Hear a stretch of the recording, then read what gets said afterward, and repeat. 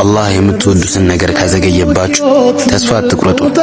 በሚጎዳችሁ ሁኔታ ላይ እንድትቆዩ ብትገደዱ እንዳታዝኑ፣ ትዕግስት አድርጉ፣ ፈገግም በሉ። ምክንያቱም ከችግር በኋላ ምቾት አለ። አላህ ሁኔታዎችን በማታውቁት መልኩ ያመቻችላችኋል። ምናልባት ብታውቁት የደስታን እንባ ታነቡ ነበር። ልባችሁን ቀለል አድርጉት፣ ትዕግስትም አድርጉ። ትዕግስት ተስፋ ለመቁረጥና ያለመታከት ጥረት ከተደረገ አላህ ጉዳያችንን እንዲያሳካልን በሰብርና በሶላት ከታገዝን የማይሳካ ነገር የለም። በእርግጥም ከችግር በኋላ ተድላ ምቾት ይኖራል።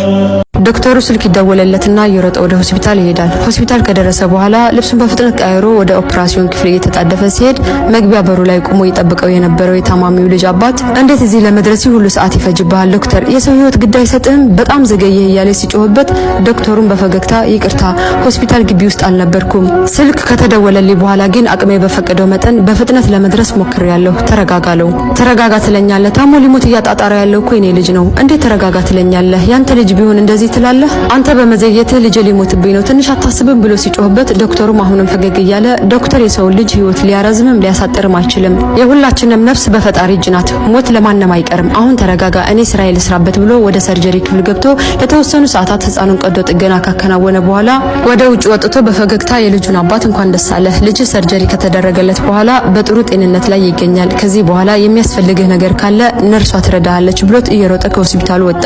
ሰውየውን በሰማው መልካም ዜና ቢደሰትም የዶክተሩ ሁኔታ ግራ ስለገባው ነርሷን ዶክተሩ ምን ሆኖ ነው እንደዚህ የተዋከበው ብሎ ሲጠይቃት ዶክተሩ ትላንትና ልጁ በመኪና አደጋ ሞተበት፣ ቀብር ላይ ነበር፣ ያንተ ልጅ ህመም አደገኛ ስለነበር እንዲያክመው ደውለን ጠርተነው ነው፣ አሁን ያንተ ልጅ ካዳነ በኋላ የልጁ ቀብር ላይ ለመድረስ ነው እንደዚህ እየሮጠ ያለው ስትለው ሰውየው ድርቅ ብሎ ቀረ። የራሳቸውን ህመም የራሳቸውን ሀዘን ደብቀው ለሰዎች ደስታ ለመፍጠር እንደዚህ ለሚሯሯጡ ሰዎች አላህ ሀጃቸውን ለነሱ ያቅልላቸው። ግን የሰው ልጅ በምን አይነት ሁኔታ ውስጥ እንዳለ ሳናውቅ ለመፍረድ አንቸኩል። የህይወት መንገድ ሁልጊዜ አልጋ ባልጋ ላይሆን ይችላል። አንዳንዴ ጭንቀት ይከባሃል። የገጠሙ ፈተናዎች ካቅምህ በላይ ይመስሉሃል። የቆምክበት ምድር የምትጠብህ እስኪመስልህ ድረስ ተስፋ መቁረጥ ሊሰማህ ይችላል።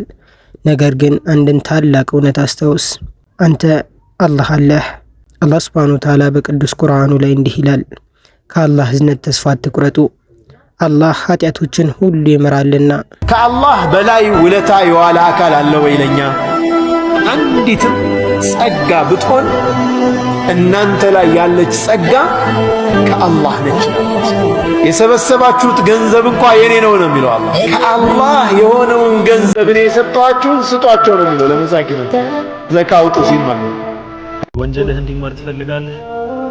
አሁን የማስተምርህ ዱዓ ሐታ ለጋለ ጦርነት እንኳን ብትሸሽ አላህ ሱብሓነሁ ወተዓላ አፎታ የሚያስገኝ ዱዓ ነው። ይህንን ዱዓ ለጓደኛ ሼር አድርገን ወደ ኸይር አመላክተው በዛም አጅር ታገኛለህ። ይህም ዱዓ አስተግፊሩላህ አለዚ ላ ኢላሃ ኢላ ሁወል ሐዩል ቀዩም ወአቱቡ ኢለይህ። ብርድ የሆነ ዱዓ ለራሳችሁ እንዳታስቀምጡት ሼር ማሰለ። እስኪ አንተ ወንድ ነህ፣ እስኪ ወንድ ነህ 33 ጊዜ አስተግፊሩላህ፣ 33 ጊዜ ደግሞ አልሐምዱሊላህ፣ 33 ጊዜ ደግሞ እስኪ አላሁ አክበር በል። እስኪ በል እስኪ ቲክቶኩን አቁመህ በል እስኪ ወንድ። ከዛ ደግሞ እንዲህ ለምፈልገው ጓደኛም ላክልህ። ረዛቅን ስታውቀው አንደኛ ያለህን ሪዝቅ ታውቀዋለህ፣ ታመሰግናለህ። የስነ ልቦና ባለሙያዎች እኮ አንድ አባባል አላቸው። ገንዘብ ይላሉ መድኃኒትን እንጂ ጤናን አይገዛም፣ አልጋን እንጂ እንቅልፍን አይገዛም። ቆንጆ የሚመች አልጋ ልትገዛ ትችል ይሆናል፣ ያኛው ሪዝቅ ግን ያስፈልጋል። እንቅልፍ የሰላም እንቅልፍ ሪዝቅ ነው፣ ቀላል ነገር አይደለም። ጎዳና ላይ ሽብልል ብለው ለታለ እንቅልፍ የሚተኙ ሰዎች ምናልባት መልታይ ሚሊዮነር የሆነ ሰው በዛ ሲያልፍ ሊቀናባቸው ይችላል። እሱ ዝም ብሎ በቃ እገሌ ባንክ ጋር ያለውን የሆነ እንቅልፍ የሚባል ነገር አጥቶ ሊያድር የሚችልበት ሁኔታ አለ። ምናልባትም የሆነ የቀማው ገንዘብ ይኖረዋል። አንድ ቀን ምን ያደርገኝ ይሆን ያ ሰው እያለ እየተሳቀቀ ማለት ምንድነው? ለአንተ ያ ሪዝቅ ነው እንዴ? ኒዕማ እኮ አይደለም፣ ያ ኒቅማ ነው። አየህ አንዳንድ ኒዕማዎች በአግባቡ ካልመጡ ኒዕማ አይደሉም፣ ዝም ብሎ ለሰው ሊመስል ይችላል። ሰውየው ግን አዛብ ውስጥ ያለ ሊሆን ይችላል። እና ሪዝቅ የሚባለው ነገር ረዛቅን ስታውቀው ያኔ ደሃ እንዳልሆንክ ታውቃለህ። አዎ አይደለንም፣ ደሃ አይደለንም። ሐቂቀተን ተስፋ መቁረጥ የሙእሚን ባህሪ አይደለም። ምክንያቱም አንደኛ አላህ ለባሮቹ አዛኝ ነው። እናት ለልጇ ካላት እዝነት በላይ አላህ ለአንተ ያዝንልሃል። የልብህን ስብራት ያውቃል፣ የምታፈሰውን እንባ ያያል፣ በውስጥህ የምታብሰለስለውን ጭንቀት ይሰማል። አላህ ለማንም አይዘገይም፣ ለማንም አይቸኩልም። ግና ትክክለኛ ጊዜውን አላህ ይጠብቃል። አላህ ያውቃል። እኛ የምንፈልገውን አላህ ጠንቅቆ ያውቃል። የሚያስፈልገንንም አላህ ይረዳል። ለዚህም ሁሌም የነገራቶችን ትክክለኛ ጊዜ አላህ ይጠብቃል። ሁሌም በአላህ ተባረከ ወተዓላ ውሳኔ እንተማመን። ምክንያቱም ሁሌ ከአላህ የሚመጣልን ለኛ የተሻለው ነውና። አንዳንድ ጉዳዮች የዘገዩብን ይመስለናል። ግና እውነታው አላህ ተባረከ ወተዓላ ያ ጉዳይ ለኛ እንዲመች፣ ለኛ እንዲስማማ፣ ለኛ እንዲሆን፣ እኛ እንዲያስደስተን አድርጎ አላህ እያበጃጀው እያስተካከለው ነውና በትዕግስት አላህን ተማምነን እንጠብቅ። ከአላህ ይመጣልን ነገር በሙሉ ኸይር ነው። ኸይርን ከአላህ እንጂ ከማን አይተናል? ወዳጄ እንታገስ። በአላህ ማዘግየት ውስጥ መልካም ነገር አለና ያንን በትዕግስት እንጠባበቅ። አላህ ያስደስታችሁ። ማንኛውም ሙሲባ እናንተን እንኳን አልገጠማችሁም ከአላህ ዘንድ አስቀድሞ ካልኩሌት የተደረገላችሁ ቢሆን እንጂ ወመን ዩሚን ቢላህ በአላህ ግን የእውነት የሚያምን ይላል ያመጣው ሙሲባ ከአላህ ዘንድ ነው የመጣው። አላህ በዚህ ሙሲባ ውስጥ ለእኔ ጥበብ አለው። በዚህ ሙሲባ ውስጥ እኔም ማይታየኝ እኔም ማላውቀው ግን አላህ የሚያውቀው ወላሁ يعلم وانتم لا تعلمون አላህ ነው የሚያውቀው እናንተ አታውቁም ብሏልና የሆነ ጥበብ አለው ብሎ የእውነት ከልቡ የተቀበለ ወመን ዩሚን ቢላህ ለዚህ ሰው ምን ይሰጠዋል ነው ያለው። አላህ ገንዘብ ይሰጠዋል አላለን፣ ስልጣን ይሰጠዋል አላለን። ሚደንቅ ነገር ነው የነገረን። የህዲ ቀልበው የህዲ ቀልበው ልቡን ይመራለታል። ሱብሃንአላህ መመራት ከስጦታዎች ሁሉ ድንቅ ስጦታ መመራት ነው። አፈመን ሸረሐ አላሁ ሰድረሁ ሊልኢስላም ፈሁወ ዐላ ኑሪን ሚን ረቢ ልቡን ወደ ዲነል ኢስላም የከፈተለት ሰው በጌታው ብርሃን ላይ ነው ያለው ይለናል አላህ። በጌታው ብርሃን ላይ ነው ያለው። ስለዚህ የህዲ ቀልበው ልቡን ይመራለታል። ሁለተኛ ከችግር ጋር ምቾት አለ። አላህ ሱብሓነሁ ወተዓላ ከችግር ጋር በእርግጥ ምቾት አለ ብሎ ቃል ገብቷል። ጨለማው ሲበረታ ንጋቱ መቃረቡን አብሳሪ እንደሆነው ሁሉ ፈተናው ሲከብድ የአላህን እርዳታ መቃረቡን ወቅ። አትጠራጠር፣ ማንም አልቀደመህም፣ አንተም ማንንም አልቀደምክም። ሁሉም ወደ ተጻፈለት ነው የሄደው። ያለፈ ነገር ለአንተ አልተፈጠረም። ለአንተ የተፈጠረው አያልፍህም። ብቻ ትዕግስት ይኖራል።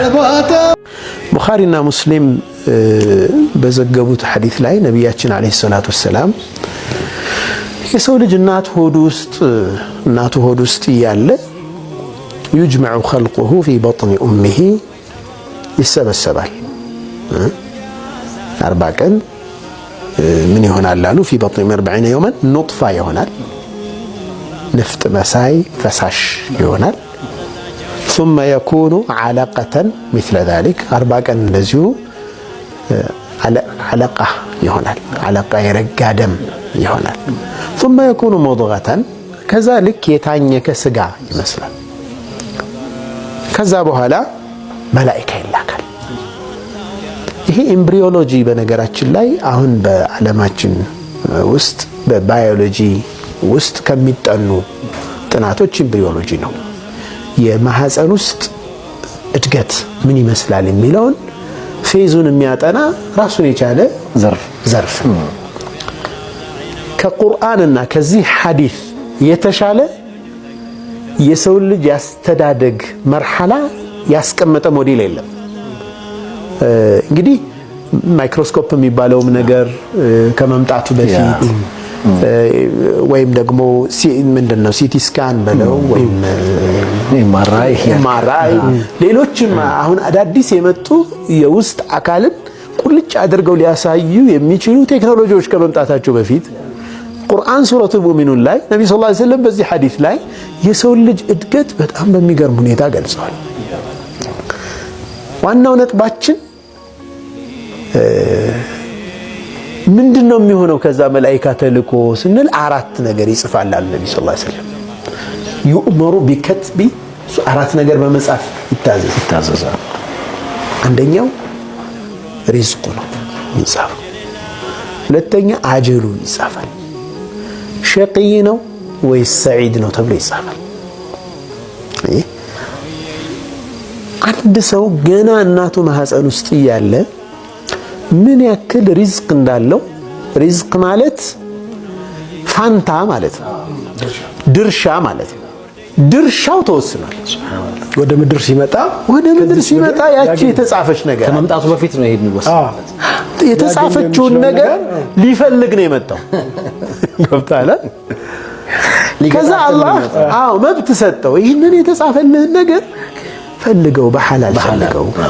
አይ በሐራም ፈልገዋለሁ ቢል ሄዶ ያንኑ ነው የሚያገኘው። በሐላልም ሲሄድ ያንኑ ነው የሚያገኘው።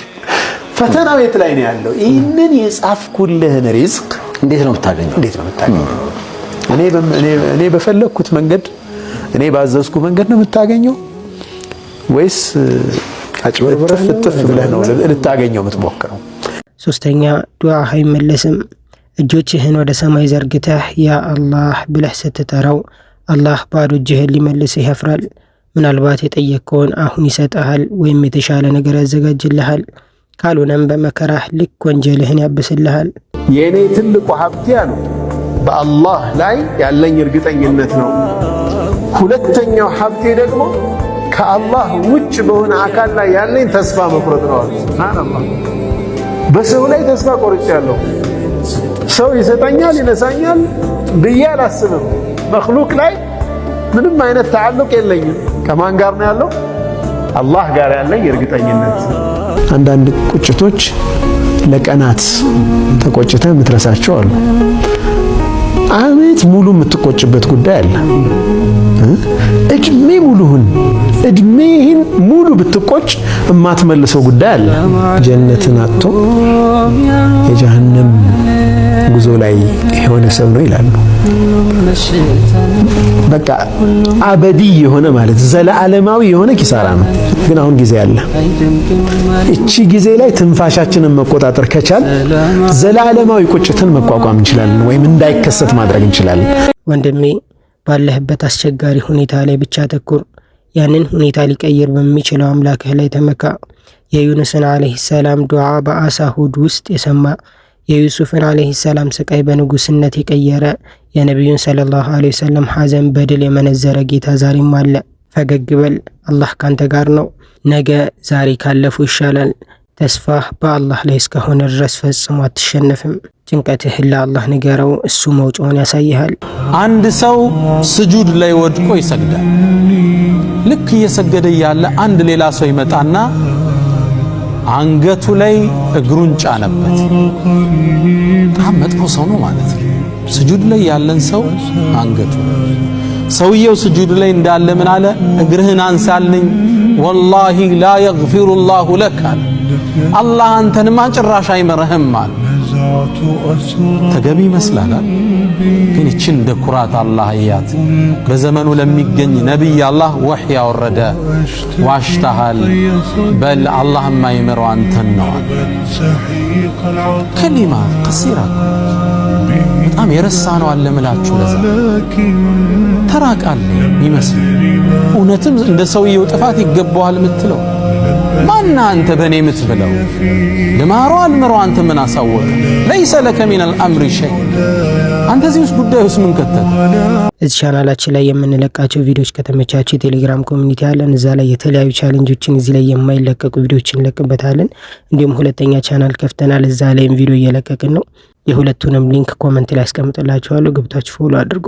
ለዚህ ቻናልም አዲስ ከሆናችሁ ሰብስክራይብ በማድረግ ቤተሰብ ሆኑ።